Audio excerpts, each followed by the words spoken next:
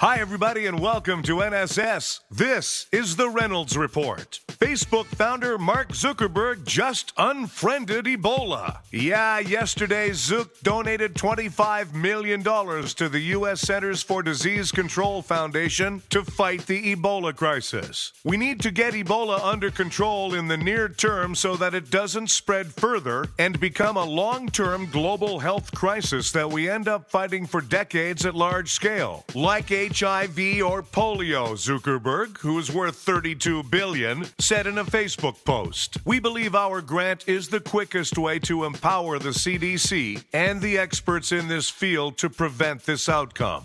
And this certainly doesn't help any. Nice to know that people in charge are taking this Ebola thing seriously. Dr. Nancy Snyderman, NBC News chief medical correspondent, issued a statement yesterday addressing her violation of an Ebola quarantine after she covered the deadly virus in Liberia. Snyderman was thrown huge criticism after she and two of her crew members, all three of them being under a 21-day quarantine, were spotted at a New Jersey restaurant. Brian Williams read the statement regarding the violation on Monday's broadcast. While under voluntary quarantine guidelines, which called for our team to avoid public contact for 21 days, members of our group violated those guidelines and understand that our quarantine is now mandatory until 21 days have passed. We remain healthy and our temperatures are normal. As a health professional, I know that we have no symptoms and pose no risk to the public, but I am deeply sorry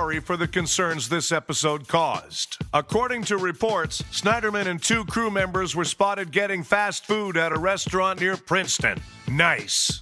The Attorney General of Louisiana is fighting to keep incinerated items touched by Ebola patients from being deposited in the state's landfills, despite the fact that experts say that incinerated products pose no risk of infection. Nevertheless, politicians have to show that they're tough on germs in order to keep that all-important "I flunked science" vote.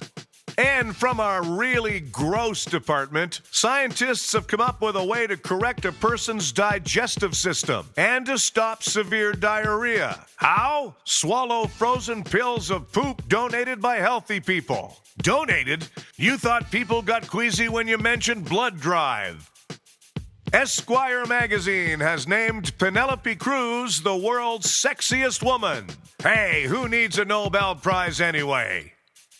A new climate study says that China should brace itself in the future for record-setting hot summers. So hot, in fact, that protesters will actually welcome the water cannons. According to a new biography of George Washington, he introduced the mule to America. I believe it was at a dinner party. China has approved plans for a new universal theme park in Beijing. So, apparently, China also has a bunch of out-of-work actors looking for jobs. The U.S. women defeated China to capture the world volleyball title. I imagine they'll all be invited to the White House, but if not, they can probably still get in anyway. McDonald's held an open session with the public through social media, inviting people to send in questions. Of course, most of the questions were along the lines of, "Dude, whatever happened to Grimace, Hamburglar, and Mayor McCheese?" Hugh Grant says that he definitely will not do a Bridget Jones' Diary 3. He's holding out for something a bit more sophisticated and highbrow, like Sex and the City 3. The Nielsen ratings people have admitted that a computer glitch resulted in the wrong ratings for the past 7 months, which explains why the network has renewed Quilting with the Stars. Hey, thanks everyone. We have a new episode of the Reynolds Report every weekday. Make sure to check out Being Frank with Frank D'Angelo here on NSS, live Tuesdays and Thursdays at 3 p.m. Eastern.